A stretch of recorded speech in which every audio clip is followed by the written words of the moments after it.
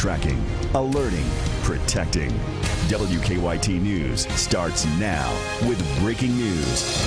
Good afternoon. Bill Bryan and Barbara Bailey here for WKYT, and we're learning some new details right now about a dramatic situation unfolding in Garrett County. Investigators tell us a man set a home and a barn on fire before killing himself. Now, the scene is on Woodridge Drive in the northern part of the county. That's near the Jessamine County line.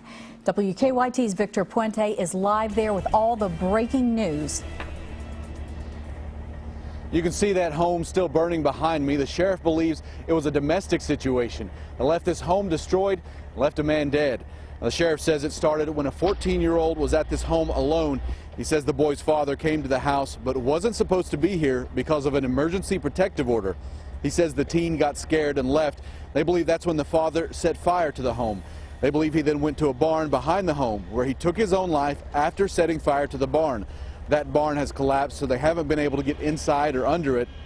The sheriff doesn't believe anyone else was injured during this. Now, firefighters are having to bring water in by tanker, and it's a narrow road, so that has slowed them down. Now, this all just started about an hour and a half ago, so it's still developing out here. We'll stay out here and bring you updates as they become available.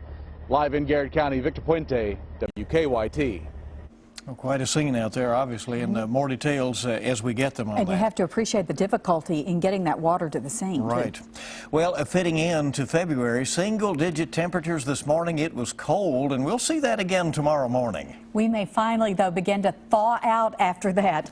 But it may be a messy beginning to March. WKYT meteorologist Jim Caldwell is tracking it all in the First Alert Weather Center. Jim? Yeah, and it could start out on the messy side, guys, here with rounds of rain coming into play, and we're talking about melting of snow. All that coming together might lead to some high water issues in parts of our area. We look outside right now, and what we're going to find is a little bit of cloud cover. And you see, of course, the blue sky is also filtering in as well. Sunshine hanging out with a few of us, but this won't last all day. We'll likely see a break come our way later on with more cloud cover and then a little more sunshine. It's going to be a back and forth kind of afternoon and evening period.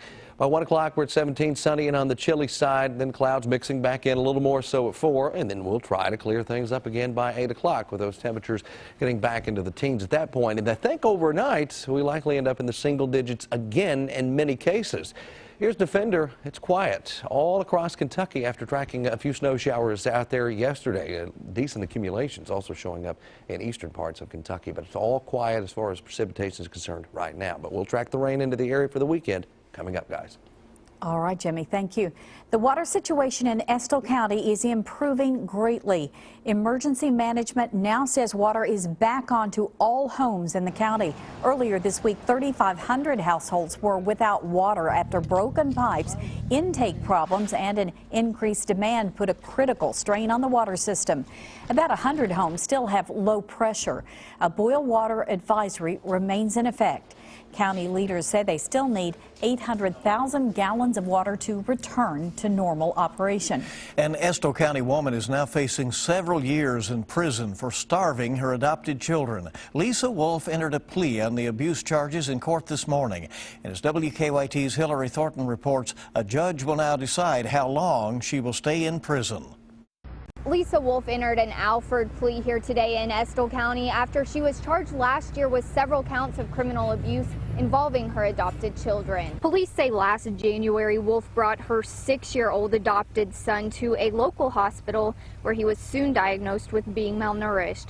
Police then launched an investigation that ended with Wolfe being put in jail. Investigators say she adopted the 6-year-old boy and a 7- and 9-year-old girl after first being their foster mother. Police say their investigation shows that the 6-year-old had been starved and the girls were the victims of what they call cruel confinement. Officers say what is even more troubling is that the boy had special needs. Neighbors say he was seen in a wheelchair, and they say the girls also had disabilities. As part of her Alford plea, Wolfe pleaded guilty to the charges of first-degree criminal abuse for her treatment of the boy and 2 counts of third-degree criminal abuse for the treatment of the girls. Now, that first-degree criminal abuse charge brings a possible sentence of 5 to 10 years. However, as part of her plea deal, the Commonwealth recommends that she serve only 4 years and the rest be probated. Her sentencing is scheduled for March 27th. In Estill County, Hillary Thornton, WKYT. Hillary, thank you. And the 3 children are now with a foster family. An offered plea means the defendant does not admit guilt, but does acknowledge that there is enough evidence for a conviction. Arrest warrants are now out for 2 more people wanted in a violent home invasion in Lexington. Police are searching for 37-year-old Chad Bacon and 22-year-old Willard Fordelius III. Police say the 2 men broke into a home on Old Paris Road last month. Once inside, the victims said they were bound with zip ties, held at gunpoint, and told they were about to die. Both men are wanted for burglary and unlawful imprisonment. A 3rd person, Charles Reeves, is already facing charges in the case. The search continues today for 2 men wanted for a robbery at a Rockcastle County business. State police say the masked men held up the Broadhead Tobacco and Tan store around 11 o'clock last night. Police searched the area, but the 2 men got away. Investigators say one was armed with a gun, the other had a knife. The store clerk was not hurt. We have some startling video to show you out of northern Kentucky. 3 people survived being thrown out of their vehicle in a rollover accident. It happened on I-75 in Grant County. Now keep your eyes on the horizon. You'll see an SUV drift to the right lane and nearly hit the semi in front of it, and that's when it happens. The driver losing control there. Fortunately, all of those people are alive.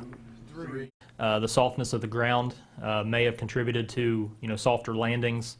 It was very soft to walk on from the weather we'd had.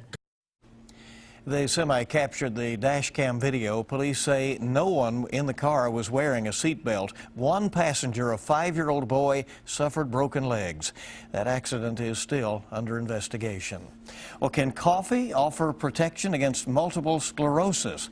And are suicide rates on the rise for older adults? Ebony Williams has details in this Better Living report. A new study suggests suicide rates for adults between the ages of 40 and 64 are climbing. Researchers in New Jersey found a sharp increase since 2007 and say the economic downturn may be to blame. Patients who are not responding to cholesterol-lowering drugs may have blocked arteries. Doctors in Australia tracked nearly 700 people with coronary artery disease who were prescribed statin drugs. In about 20% of the patients, the drugs did not bring down bad cholesterol levels. And new data indicates drinking coffee may help protect against multiple sclerosis. That's according to doctors at Johns Hopkins University School of Medicine. Researchers found Americans who didn't drink coffee were about 1.5 times more likely to develop MS than people who drank 4 or more cups per day. Those are some of the top health stories. Ebony Williams, CBS News, New York. And we hope you'll keep it here on WKYT News. We have a lot more coming up, including some special guests. Right to Life celebrating 40 years of service in central Kentucky, and we'll learn more about their mission. And preparing for the wedding of your dreams. You can find everything you need at a Kentucky wedding show. That's next on WKYT. And we'll be tracking more cold air tonight and to start the weekend, but we could have a nice mild run with rain back in the forecast soon. We'll take a closer look coming up.